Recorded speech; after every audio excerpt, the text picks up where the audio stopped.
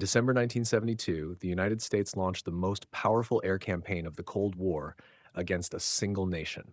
Nearly half of America's B-52 bombers were sent into the skies over North Vietnam. The plan was simple: overwhelm, intimidate, and force a political decision. Inside the Pentagon, confidence was high, technology was superior, firepower was unmatched. But over Hanoi, something happened that American planners did not fully anticipate. This is not a story of victory or defeat. It is a story about assumptions, adaptation, and the moment when the world's most powerful air force discovered the limits of air power itself. By late 1972, the Vietnam War was no longer framed by U.S. decision makers as a battlefield contest. It had become a strategic dilemma involving military credibility, domestic stability, and global power projection. After nearly 10 years of direct involvement, the United States faced a situation in which continued escalation risked political collapse at home, while withdrawal without leverage threatened American authority abroad. The Nixon administration viewed the war through the lens of Cold War competition. Any outcome perceived as defeat would weaken U.S. influence not only in Southeast Asia, but across allied and non-aligned nations worldwide. As a result, the end of the war had to be managed, controlled, and framed as a strategic decision rather than a forced retreat. The policy of Vietnamization was designed to reduce American troop presence while transferring combat responsibility to South Vietnamese forces. On paper, this strategy promised an orderly disengagement. In practice, battlefield outcomes told a different story. The failure of Operation Lam Son 719 demonstrated to U.S. military planners that South Vietnamese forces lacked the operational depth and coordination required for independent large-scale offensives. Intelligence assessments concluded that without American air power, logistics, and command support, South Vietnam could not sustain prolonged resistance. From the Pentagon's perspective, Vietnamization had slowed American losses but failed to produce a decisive strategic shift. The war remained unresolved, and time was no longer on Washington's side. Parallel to military stagnation, diplomacy reached a critical impasse. The Paris peace talks failed to produce concessions that U.S. negotiators considered acceptable. North Vietnam refused to withdraw its forces from the South and rejected any settlement that threatened its long-term strategic objectives. For the Nixon administration, this stalemate carried serious implications. A peace agreement perceived as unfavorable would undermine domestic support and embolden adversaries worldwide. Diplomatic failure, therefore, increased pressure to apply military force as leverage. In this context, air power was seen not as a battlefield tool, but as a diplomatic instrument designed to alter negotiations through coercion rather than conquest. American military doctrine since World War II placed extraordinary faith in strategic bombing. Air power was believed capable of bypassing ground stalemates and striking directly at an enemy's political and industrial capacity. The B-52 Stratofortress embodied this doctrine. Capable of carrying massive bomb loads over intercontinental distances, it symbolized technological supremacy and strategic inevitability. Within U.S. command circles, B-52s were regarded as nearly invulnerable when operating at high altitude under coordinated electronic warfare protection. Linebacker II was therefore designed around the assumption that sustained B-52 strikes would overwhelm North Vietnam's ability to respond, forcing a political recalculation in Hanoi. U.S. planners based their confidence on specific technical assessments. North Vietnam's air defense network relied heavily on Soviet-supplied SAM-2 missiles and radar systems developed in earlier decades. These systems were considered vulnerable to American electronic countermeasures. Electronic warfare specialists assured commanders that radar-guided missiles could be blinded or confused through jamming, rendering missile batteries ineffective. Losses were anticipated, but not at a level that could threaten the campaign. Critically, these assessments focused almost exclusively on hardware and technology, leaving little room for the possibility of tactical adaptation by North Vietnamese forces. Operation Linebacker II represented one of the most concentrated uses of air power in U.S. history. Nearly half of the entire B-52 fleet was deployed, supported by hundreds of fighter aircraft, electronic warfare planes, and naval aviation assets. This scale reflected not desperation, but confidence. U.S. leaders believed that no adversary could withstand such concentrated force without capitulation. Internally, the operation was viewed as decisive, a short, violent campaign that would conclude years of conflict on American terms. The underlying belief was simple. Technological superiority, when applied without restraint, would translate directly into political success. Despite public confidence, Linebacker II carried inherent risk. Failure would challenge the credibility of U.S. strategic air power doctrine and expose the limits of technological dominance. Success, however, promised a controlled exit and restored leverage at the negotiating table. At the moment of decision, American leaders judged the gamble acceptable. North Vietnam was viewed as incapable of neutralizing the B-52 threat in any sustained or systematic manner. This assumption would soon be tested in the skies over Hanoi. From the U.S. military perspective, the balance of forces in December 1972 appeared decisively one-sided. The United States possessed not only numerical superiority, but qualitative dominance in aviation technology, training, logistics, and command and control systems. American planners viewed the air war as an environment already shaped in their favor. Years of reconnaissance, electronic surveillance, and combat missions over North Vietnam had produced detailed intelligence on enemy air defenses. This information reinforced the belief that the battlefield in the sky was predictable, measurable, and ultimately controllable. The prevailing assumption was that no air defense system operated by North Vietnam could survive sustained exposure to modern American air power. At the center of American confidence stood the B-52 Stratofortress. Designed for nuclear war against the Soviet Union, the aircraft far exceeded the requirements of conventional warfare in Southeast Asia.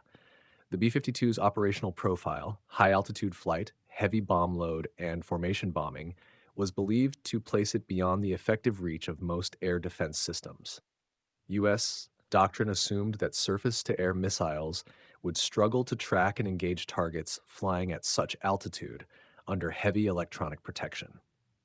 In American planning documents, the B-52 was not treated as a vulnerable aircraft, but as a strategic platform whose losses, if any, would be marginal and manageable. Electronic warfare was considered the decisive factor that guaranteed American superiority. Specialized aircraft, onboard jamming systems, and coordinated electronic countermeasures were designed to suppress, confuse, or blind North Vietnamese radar and missile guidance systems. U.S. electronic warfare doctrine assumed that radar-dependent air defenses could be neutralized by saturation jamming. Missile operators, deprived of clear targeting data, would either fire blindly or hesitate altogether. This technological confidence led planners to believe that North Vietnam's air defense network would be fragmented and ineffective during large-scale B-52 raids. Beyond technology, sheer numbers reinforced American confidence. Nearly 200 B-52 bombers were deployed, supported by more than 1,000 tactical aircraft, including fighters, reconnaissance planes, and electronic warfare assets. These forces operated from a vast logistical network stretching from Guam to Thailand and aircraft carriers in the South China Sea. Such scale ensured continuous pressure, minimal operational pauses, and rapid replacement of any losses. From the American perspective, North Vietnam lacked the resources to sustain prolonged resistance against such concentrated force. U.S. intelligence assessments portrayed North Vietnam's defenses as technologically inferior and structurally rigid. SAM-2 missile systems, while dangerous, were seen as predictable and limited in number. Anti-aircraft artillery was considered ineffective against high-altitude bombers. American planners believed that North Vietnam lacked the flexibility to rapidly adapt its defensive tactics. The expectation was that missile crews would operate according to established procedures, making them vulnerable to suppression and deception. This assessment underestimated the human element, training, innovation, and battlefield learning that could alter system performance beyond its original design limits. Within U.S. command circles, a certain level of aircraft loss was considered acceptable. Strategic bombing doctrine accepted attrition as a cost of imposing overwhelming force. As long as losses remained below a predefined threshold, they were not expected to influence operational decisions or political objectives. The belief was that North Vietnam would exhaust its air defense capabilities faster than the United States would exhaust its bombers or political will. This calculation reinforced the view that Linebacker II would be short, intense, and decisive. By combining superior aircraft, electronic warfare, logistics, and numerical strength, U.S. planners believed they had achieved near total control of the air domain. The skies over North Vietnam were treated as a battle space governed by American rules. This illusion of control shaped mission planning, flight patterns, and operational assumptions. Confidence replaced caution, and predictability replaced adaptability. What was not fully anticipated was the capacity of North Vietnam to analyze, learn, and reorganize its defenses under fire. In the opening nights of Operation Linebacker II, U.S. commanders began receiving reports that contradicted pre-war assumptions. Despite heavy electronic jamming, North Vietnamese surface-to-air missile activity remained persistent and coordinated. From the American analytical perspective, this was unexpected. Electronic warfare measures that were designed to degrade radar performance appeared less effective than predicted. Missile launches continued even under intense jamming environments, suggesting that North Vietnamese operators were finding ways to operate despite technological disadvantage. These early indicators raised concerns, though they were initially interpreted as isolated anomalies rather than systemic adaptation. As the campaign progressed, U.S. analysts observed a pattern. North Vietnamese air defenses were not static. They adjusted firing sequences, launch timing, and engagement geometry based on observed American flight profiles. From a U.S. doctrinal standpoint, this represented a significant deviation from expectations. American planning assumed that North Vietnam's defensive systems would operate rigidly according to technical limitations. Instead, missile crews demonstrated a capacity to learn rapidly under combat conditions. This adaptability suggested that technology alone did not define effectiveness. Human decision-making and tactical improvisation played a far greater role than previously acknowledged. One of the most critical developments identified by U.S. intelligence was North Vietnam's ability to continue tracking B-52 formations despite intense electronic jamming. Analysts concluded that radar operators were adjusting frequencies, interpreting degraded signals, and exploiting brief windows of clarity.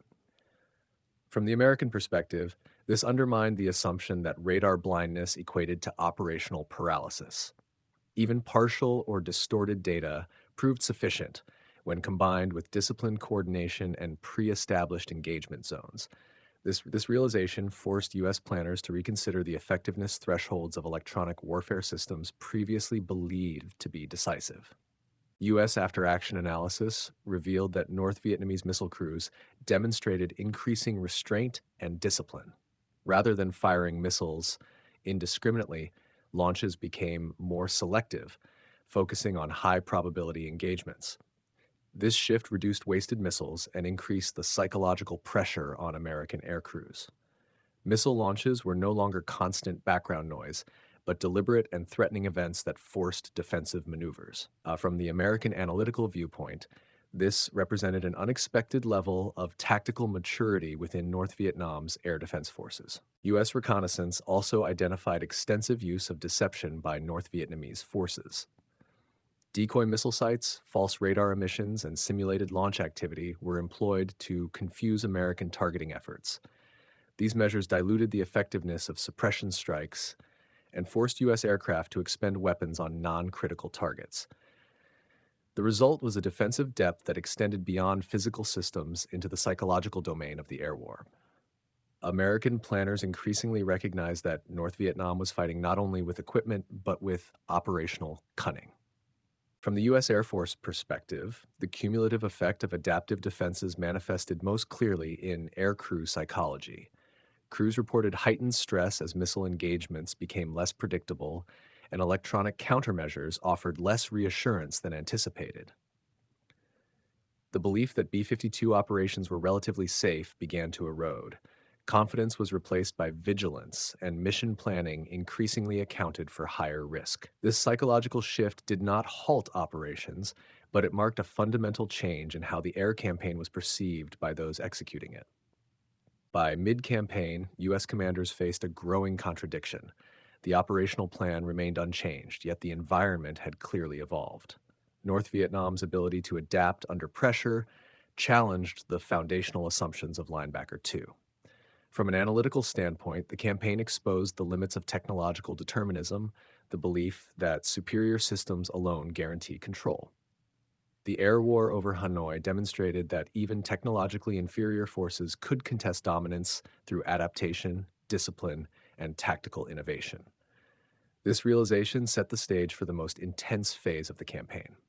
As Operation Linebacker II progressed, the air campaign entered its most intense phase. Night after night, B-52 formations penetrated North Vietnamese airspace with increasing frequency and density. From the U.S. command perspective, escalation was necessary to achieve decisive psychological and political impact. The concentration of strikes reflected a belief that sustained pressure would overwhelm North Vietnam's capacity to adapt. However, escalation also compressed operational timelines, leaving limited room for reassessment or strategic pause. American planners remained committed to the original logic. Increased intensity would force a breakthrough. The opening night of December 18th marked a turning point. Despite extensive electronic countermeasures, North Vietnamese air defenses successfully engaged B-52 formations.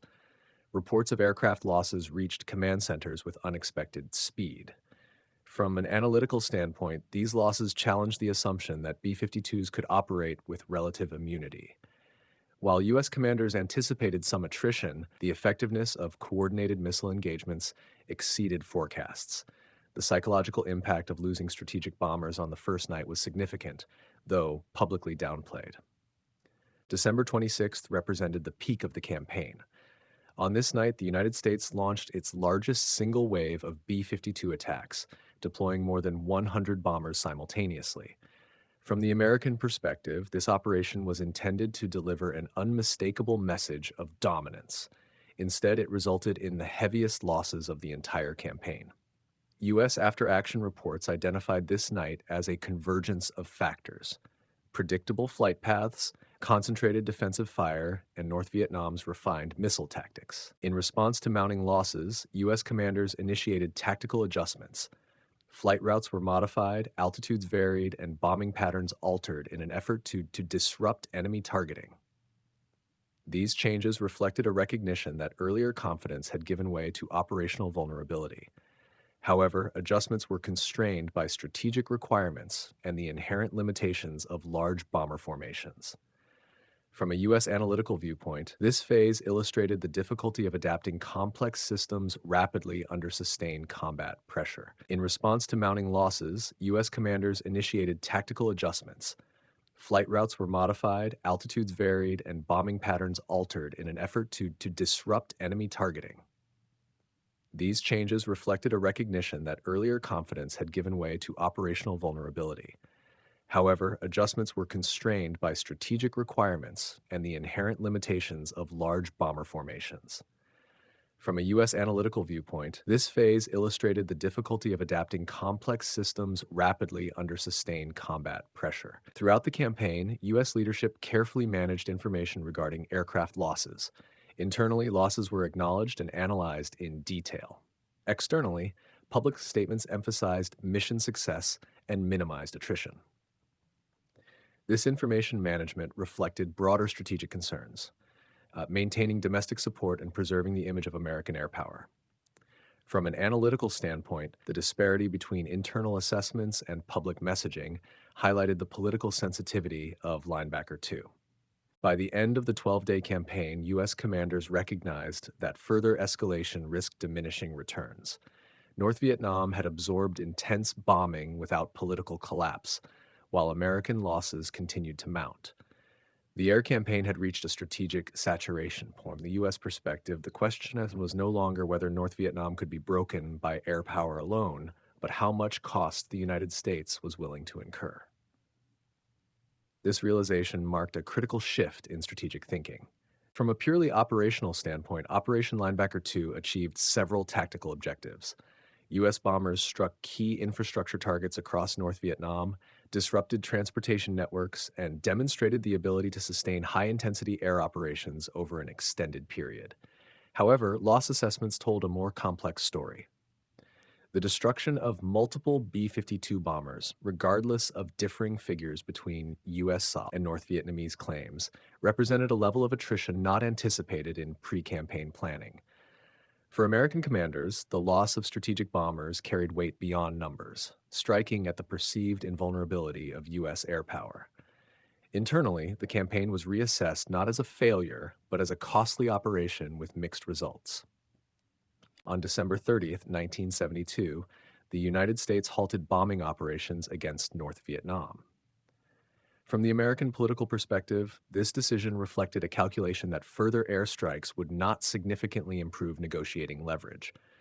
The campaign had demonstrated U.S. resolve and capacity for escalation, but it had also revealed the limits of coercive air power. Continuing the operation risked higher losses without guaranteeing political concessions. Thus, the bombing halt was framed not as retreat, but as a transition, shifting pressure from military force back to diplomacy. Following the cessation of bombing, negotiations resumed in Paris. From the U.S. viewpoint, Linebacker II had served its purpose by signaling determination rather than securing decisive military victory. The resulting Paris peace accords largely reflected terms previously discussed before the bombing campaign. This outcome led to internal debate within American strategic circles regarding the true effectiveness of the operation. While the United States achieved an agreement enabling troop withdrawal, it became evident that air power alone could not force fundamental political change in North Vietnam's objectives. Within the U.S. military establishment, Linebacker II triggered extensive analysis. Some commanders argued that the campaign reaffirmed the value of strategic bombing when applied decisively. Others viewed it as evidence that technological superiority had in confronting determined and adaptive adversaries. The campaign prompted renewed debate over assumptions embedded in U.S. air doctrine, particularly the belief that air power could independently achieve political objectives without complementary ground or diplomatic solutions. From this perspective, Linebacker II became less a model to replicate and more a case study to scrutinize. Internationally, the outcome of Linebacker II produced mixed perceptions. While the operation showcased America's capacity for rapid, large-scale military action, it also exposed vulnerabilities in systems long considered dominant. Adversaries studied the campaign carefully, focusing on how a smaller, technologically inferior nation managed to impose meaningful costs on U.S. strategic forces. Allies, meanwhile, reassessed assumptions about American military inevitability. From a U.S. strategic viewpoint, the campaign underscored that credibility rested not solely on force, but on the ability to translate military action into lasting political outcomes. One of the most enduring effects of Linebacker II was its influence on future American air doctrine. The campaign reinforced the need for greater flexibility, improved electronic warfare resilience, and adaptive operational planning. It also emphasized the importance of understanding adversary behavior beyond technical capabilities. Human factors, training, morale, innovation, proved capable of reshaping the battlefield even under technological disadvantage. These lessons would later inform U.S. air campaigns in subsequent conflicts. In American historical memory, Linebacker II occupies an ambiguous position.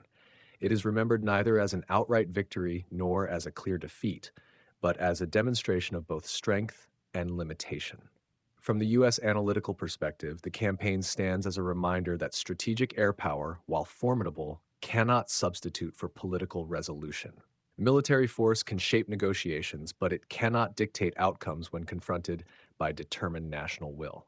This conclusion remains one of the most significant legacies of the air war over North Vietnam.